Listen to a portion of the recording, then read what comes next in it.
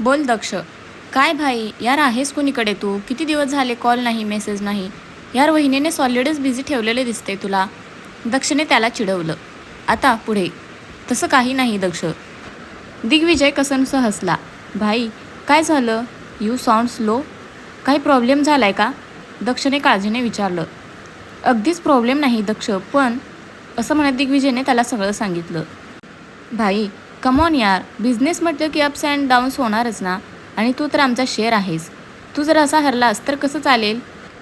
तू म्हणत असेल तर मी येऊ का परत? दक्षने विचारलं. No Daksh, your right. मी फारच विचार करतोय आजकाल या सगळ्याचा. बिझनेस आहे आफ्टर ऑल, हारजीत तर होतच राहते. I should try hard. Digvijay जरासा हसत म्हणाला. अँड नो, तू तुझ्या अभ्यासावर फोकस कर, बाकी सगळं माझ्यावर सोड. ओके भाई.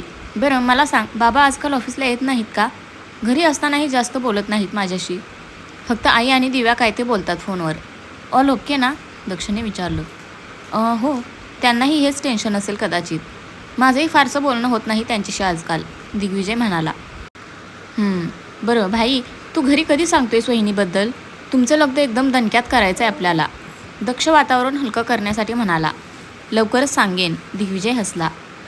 बरं चल, ऑफिसमधून फोन येतोय, मी बोलतो तुझ्याशी नंतर. दिग्विजयने कॉल कट केला. वर्तमान काळ. तेव्हा जर त्याचं न ऐकता परत आलो असतो तर कदाचित.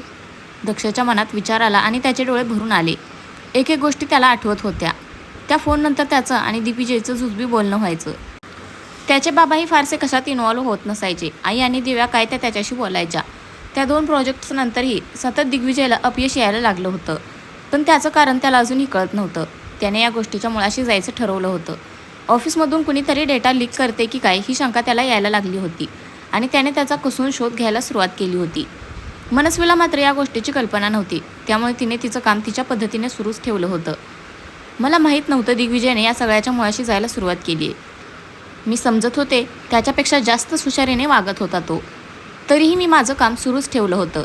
माझ्या एका सोर्सकडून मला कळलं होतं DK ग्रुप ऑफ इंडस्ट्रीज एका कोलॅबरेशनचा प्लॅन करते आणि त्याचं प्रेझेंटेशन देण्यासाठी दिग्विजय आणि काका दिल्लीला जात आहेत. मी दिग्विजयच्या लॅपटॉपमधून ते प्रेझेंटेशन कॉपी करून हितेश पारिकला पाठवलं. हितेश पारिक माहिती आहे ना दक्ष? दिग्विजयचा कट्टर बिझनेस रायवल. आणि मला जे हवं होतं तेच झालं. एकामागे एक येणाऱ्या फेल्युअर्सने दिग्विजय मेंटली ड्रेन व्हायला लागला होता. त्याची चिडचिड वाढली होती. पिण्याचं प्रमाणही वाढलं होतं. त्याच्या बाबांशी सतत खटके उडायला लागले होते. काकाही डिस्टर्ब झाले होते या सगळ्यामुळे. त्यांनी ऑफिसला येणंही कमी केलं होतं. दिग्विजय सतत टेन्शनमध्ये असायचा आणि याच सिच्युएशनचा फायदा मी घ्यायचे. त्याला धीर देण्याच्या निमित्ताने मी त्याच्याकडून गोड गोड बोलून सगळं काढून घ्यायचे आणि मग ती इन्फॉर्मेशन तुमच्या रायव्हल्सपर्यंत पोहोचून त्या बदल्यात पैसे घ्यायचे. मनस्वी पुढे सांगायला लागली. सगळं मस्त सुरू होतं, अगदी आमच्या प्लॅनप्रमाणे. पण त्या दिग्विजयचा शहाणपणा नडला. त्याच्या माणसाने त्याला इन्फॉर्मेशन दिली की कुणीतरी त्याचा कॉन्फिडेन्शियल डेटा रायव्हल्सपर्यंत पोहोचवते. हितेश पारिकने दिलेलं प्रेझेंटेशन हे DK ग्रुप ऑफ इंडस्ट्रीची कॉपी होती. यांच्या कोटेशन्सनुसार बाकीच्या गोष्टी मॉडिफाय करून हितेशने ते प्रोजेक्टही मिळवलं होतं. दिग्विजयला जसं हे कळलं तसं तो प्रचंड संतापला होता. त्याने त्याच्या माणसाला अजून खोलात जायला सांगितलं होतं. त्या संध्याकाळी. भूतकाळ. दिग्विजय रागातच घरी आला. मनस्वी त्याची वाट पाहत होती. हे बेबी. तो आल्यावर नेहमीप्रमाणे मनस्वी त्याच्या गळ्यात पडली. Not now Manu. त्याने हातानेच तिला दूर केलं. दिवी काय झालंय? खूप रागात दिसतोयस तू, मनस्वीने विचारलं. तुला माहिती आहे? असं म्हणत दिग्विजयने तिला सगळं सांगितलं. एकदा ती व्यक्ती हाताला लागू देत माझ्या. I swear I will kill him. Digvijay दातोट खात म्हणाला. Calm down baby, just relax okay. तू काळजी करू नकोस. नाही सोडायचं तो जो कोणी आहे त्याला. मी काय म्हणते दिवी, असं तर नाही ना की ती Diksha, I mean you know what I mean right, ती हैदराबादला आहे असं कळलं आहे मला. आणि ती ज्या कंपनीत काम करते ती तुमची कॉम्पिटिटर आहे. आजकाल तर काय जरा पैसे दिले किंवा इन्फॉर्मेशन लीक करणं सोपं आहे ना. मनस्वी भोळेपणाचा आव्हानात म्हणाली. What are you out of your mind Manasvi? दीक्षावर संशयच घेऊ कशी शकतेस तू? शी इज माय बेस्टी आणि ती हे असं कधीच करू शकणार नाही, समजलं तुला? बोलायच्या आधी 10 वेळा विचार करत जा. आम्ही जरी एकमेकांच्या टचमध्ये नसलो तरी अजूनही तिच्याविषयीच्या माझ्या फिलिंग्स त्याच आहेत. तू काय किंवा कुणीही आलं तरी त्या बदलणार नाही आहेत, दिग्विजय चिडून म्हणाला. तसं नाही दिवी, आय मीन मी फक्त शंका व्यक्त केली, मनस्वी म्हणाली. पण मनातून तिला भयंकर राग आला होता. तिच्यावर शंका घ्यायचा विचारही करायचा नाही, अदरवाईज मी विसरून जाईन तू माझी कोण आहेस ते, दिग्विजय संतापून म्हणाला आणि आत निघून गेला. मनस्वीने अविश्वासाने हातांच्या मुठी आवळल्या. खरं तर दीक्षाविषयी सांगून तिला त्याचं माइंड डायव्हर्ट करायचं होतं. तिच्या पुढच्या मूव्हसाठी तिला वेळ हवा होता, पण तिच्या दुर्दैवाने तसं काही झालं नव्हतं. तिने फोन काढून मयंकला मेसेज केला. त्याचा रिप्लाय आला तशी ती रिलॅक्स होऊन आत निघून गेली. वर्तमान काळ. पुढचे 3-4 दिवस शांततेत गेले. मीही पुढे काही हालचाल केली नव्हती. दिग्विजय परत जोरशोरचे कामाला लागला होता. यावेळेस प्रोजेक्टही मिळवायचंच होतं हे त्याने मनाशी पक्क केलेलं. प्रोजेक्टही तसंच होतं म्हणा. अतिशय महत्त्वाचं असं इंटरनॅशनल प्रोजेक्ट होतं ते. ते जर दिग्विजयने मिळवलं असतं तर DK ग्रुप ऑफ इंडस्ट्रीला टॉपवर जाण्यापासून कुणीच थांबवू शकलं नसतं. दिग्विजय जीव ओतून मेहनत करत होता, पण त्याला कुठे माहीत होतं की त्याच्या मेहनतीवर पाणी फिरवायला मीही तितकीच मेहनत करत होते. माझा एकच घाव आणि कारखानिसांनी वाढवलेला बिझनेस मातीमोल होणार होता. मनस्वी हसली, पण त्या दिवशी मनस्वी थांबली. भूतकाळ. दारावरची बेल वाजवली तशी मनस्वी दबक्या पावलाने दाराजवळ गेली. तिने आयहोलमधून पाहिलं आणि हळूच दार उघडलं. बाहेरची व्यक्ती आत आली आणि त्याने दार लावून घेतलं. भाई, मनस्वी मयंकच्या गळ्यात पडली. तुला कुणी पाहिलं नाही ना येताना? तिने विचारलं. नाही, तू जसं सांगितलंस तसाच आलोय, मयंक म्हणाला. गुड. तसं इथल्या लोकांना काही पडलेलं नसतं, तरी आपण आपल्याकडून काळजी घेतलेली बरी, मनस्वी म्हणाली. पण मनू, तू एवढे दिवस इकडे येतेस, तुला कधीच कुणी कसं पाहिलं नाही? मयंकने विचारलं. भाई, मी इकडे यायच्या आधी जरा इकडच्या लोकांचा अभ्यास करून आलेले. जास्त करून इकडे सिनियर्स राहतात, जे सहसा घरातून बाहेर पडत नाहीत आणि अगदीच कधी गेले तर त्यांच्या वेळा ठरलेल्या असतात. बाकी जे वर्किंग आहेत ते एकदा सकाळी गेले की रात्रीच्या घरी येतात. सो मला कुणी पाहायचा प्रश्नच येत नाही. तेवढी काळजी घेतली आहे मी. डोंट वरी. एकदा दोनदा नाही म्हणायला खालच्या आजी समोर आल्या होत्या, पण दिग्विजय सोबत होता त्यामुळे त्यांना काही फरक पडला नसावा, मनस्वी हसत म्हणाली. वाव, स्मार्ट हा, मयंक हसला. ओके भाई, लिसन. हा दिवीचा लॅपटॉप आहे, हा पासवर्ड आहे. बस एकदा हा प्लॅन सक्सेसफुल झाला ना की कारखानीच डुबलेच म्हणून समज. पण त्या दिवीचाही काटा काढायला वेळ लागणार नाही आपल्याला. यू नो, महामूर्ख आहे तो. ऑफिसमध्ये शोधतोय कोण इन्फॉर्मेशन लीक करते म्हणून. व्हेन द फॅक्ट इज, त्याच्या घरातच खरा भेदी आहे. त्याने कधी इमॅजिनच केलं नसेल. म्हणू, तर जो कुणी आहे ना, आय स्वेअर त्याला सोडणार नाही म्हणे. युजलेस. त्याच्या नाकासमोरून एवढ्यांदा मी त्याची प्रेझेंटेशन चोरली तरी त्याला कळलं नाही. Bloody लवस्ट्रक blind.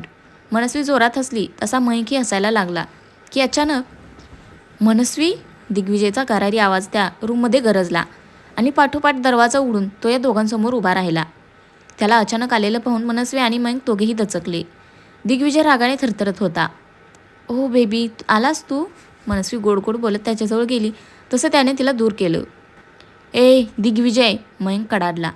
Shut up, just shut up, Digvijay ओरडला. मनस्वीने पटकन जाऊन दार लावलं. उगाच तमाशा झाला असता तर ते दोघे अडकले असते या सगळ्यात. मनस्वी, काय खेळ खेळतेस तू माझ्यासोबत? काय ऐकलंय मी आत्ता? तू माझ्याशीच डबल गेम खेळतेस? अगं मी प्रेम करतो तुझ्यावर मनस्वी. जे काही करतोय ते आपल्यासाठीच तर करतोय ना. काय कमी पडलंय माझ्याकडून की तू मलाच फसवायला निघालीस? माझ्याच लॅपटॉपमधून इन्फॉर्मेशन चोरून तू का असं केलंस मनू? मी किती विश्वास ठेवला तुझ्यावर. आपलं प्रेम आहे ना एकमेकांवर. दिग्विजयच्या डोळ्यात पाणी आलं. त्याचं बोलणं ऐकून मनस्वी जोरजोरात हसायला लागली आणि पाठोपाठ मयंकही. दिग्विजय दोघांकडे आळीपाळीने पाहत होता. प्रेम? भाई यार, हा फक्त बिझनेसमध्येच हुशार आहे रे, बाकी सगळा उजेडच आहे. ओ मिस्टर दिग्विजय वसंत कारखानीस, माझं काही तुमच्यावर प्रेम वगैरे नाही हां. मनस्वी कुस्तीत नजरेने दिग्विजयकडे पाहत म्हणाली तसा तो आवाक झाला. मनस्वी, काय बोलतेस तू? दिग्विजयचा आवाज कापत होता. हेच बेबी जे तू ऐकलंस. I don't love you darling. यार भाई, काय हलकं वाटलं यार, नाही तर रोज रोज यांच्यासोबत प्रेमाचं नाटक करून I was literally fed up. उफ Divi, sweet heart, you are a good guy, Manasvi त्याच्या गालावरून बोटे फिरवत म्हणाली. बस so sorry, I am not interested, Manasvi असं म्हणाली आणि दिग्विजयच्या डोळ्यातून अश्रू ओघळले. मनू प्लीज असं नको म्हणूस गं. हे सगळं खोटं आहे ना? हो ना? तुम्ही दोघे प्रँक करताय ना माझ्यासोबत? से यू लव्ह मी मनू. आपण लग्न करणार आहोत आपण. वी दिग्विजय सैरभैर झाला होता. We have nothing Divi baby, nothing and nothing but a dirty game of revenge. एक खेळ तुम्ही कारखानीच खेळलात आमच्यासोबत आणि त्याच खेळाला प्रत्युत्तर म्हणून एक खेळ आम्ही खेळलो तुमच्यासोबत. अँड सी, आज तूही तिकडेच आहेस जिकडे कधी काळी आम्ही होतो. उदास, हतबल, हरलेला, गरीब बिचारा. ओह दिवी, आय पीटी यू, मनस्वी उदास चेहरा करत म्हणाली. कुठल्या खेळाबद्दल बोलतेस तू मनस्वी? दिग्विजयने विचारलं. तोच खेळ जो तू आणि तुझे बाबा खेळलात आणि त्यात शिकार मात्र माझे बाबा आणि बहीण झाली. प्रशांत देशपांडे. काही आठवलं? मनस्वी रागात म्हणाली.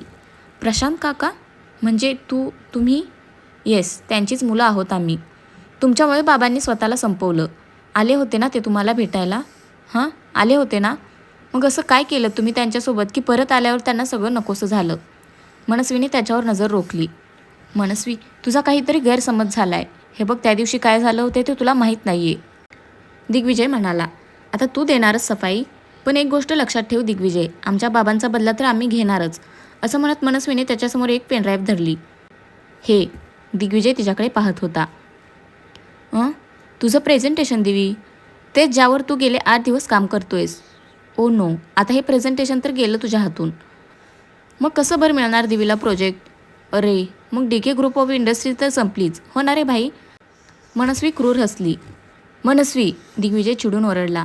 ए चूप, तुला तर अजून काहीच माहीत नाही आहे दिग्विजय. ऐकायचं काय काय केलं आहे मी? नाही, एकच तू. काय आहे, परत तुला ऐकायचा चान्स मिळेल न मिळेल? मनस्वी हसत म्हणाली आणि तिने दिग्विजयसमोर सगळं सांगितलं. ती जसजशी सांगत होती त्याचे डोळे विस्फारत होते. किती नीच आहेस तू मनस्वी. तू आणि तुझ्या या भावाने मिळून चांगलंच अडकवलंत मला. माझ्या स्वभावाचे गैरफायदा घेतलास तू. मला आणि दीक्षाला वेगळं केलंस आणि मी मूर्ख तुझ्यावर आंधळा विश्वास ठेवला. मनस्वी, तुझ्यासारखी मुलगी ना कुणाच्या प्रेमाच्या लायकीची आहे ना विश्वासाच्या. तुझ्यामुळे मी माझ्या आयुष्यातली माझी सगळ्यात जवळची मैत्रीण गमावली. तुला काय वाटलं मी गप्प बसेन? नो मनस्वी, तुला आणि तुझ्या भावाला मी सहजात सोडणार नाही. बघच तुला कसं अडकवतो ते. दिग्विजय तावातावाने म्हणाला. तो फोन काढून त्यावर फोन लावणार तोच मयंकने त्याच्या हातातून मोबाईल हिसकावला. दिग्विजय धडपडत खाली पडला. कुठलंही पाऊल उचलण्याआधी जरा हे तर बघ डिअर दिवी. मनस्वी त्याच्या शेजारी बसली आणि तिने तिच्या फोनमध्ये एक व्हिडिओ प्ले केला. तो पाहून तर दिग्विजयच्या पायाखालची जमीनच सरकली. मनस्वी, तो थरथरत म्हणाला. सगळीकडून प्रिपेअर्ड राहावं लागतं शोना. बघ बघ, मज्जा आली ना? आपले प्रायव्हेट मोमेंट्स. आणि हा एकच नाही, हा असे खूप सारे व्हिडिओज आहेत माझ्याकडे. यू नो, फॉन मेमोरीज. आता जरा विचार कर, जर हे व्हिडिओज व्हायरल झाले तर? ओ माय गॉड, दिग्विजय कारकानीस, तुझ्या रेप्युटेशनचं काय होईल रे? सर, याने गैरफायदा घेतला आहे माझा. कामाच्या निमित्ताने मला घरी बोलवायचा आणि माझ्यावर. प्लीज सर, मला न्याय मिळवून द्या सर. मनस्वी नाटक करत म्हणाली. मी तर सुटेन, पण तुझं काय होईल? Sadly, you will be nose and rapist. कोण? रेपिस्ट? आणि मग तुझी फॅमिली तर कुठे तोंडी दाखवायच्या लायकीची राहणार नाही रे. तुझे वडील, त्यांचं काय होईल? आणि तुझी आई आणि बहीण, अरे त्यांचं तर जगणं मुश्किल करतील लोक. मनस्वी, प्लीज, हे तुला काय हवं आहे माझ्याकडून? दिग्विजय आता हतबल झाला होता. जास्त काही नाही रे, फक्त तुला मरताना पाहायचं आहे मला. मनस्वी म्हणाली. तसं दिग्विजयने चमकून तिच्याकडे पाहिलं. मनस्वी, तो अचंब्याने तिच्याकडे पाहत होता. तिने बॅगमधून हँडग्लोव्ज काढले आणि एक इंजेक्शन काढून दिग्विजयसमोर धरलं. तुला गरज पडेल, घे, जास्त त्रासही नाही होणार. आणि हो, शेवटची इच्छा वगैरे असेल तर सांग हा. आम्ही एवढेही वाईट नाही आहोत की ते पूर्ण करणार नाही. मनस्वी मयंककडे पाहून हसली. दिग्विजयने घट्ट डोळे मिटले आणि त्याच्या डोळ्यातून खळाखळा अश्रू व्हायला लागले. तर फ्रेंड्स, आजचा भाग कसा वाटला नक्की कमेंट करून सांगा. धन्यवाद.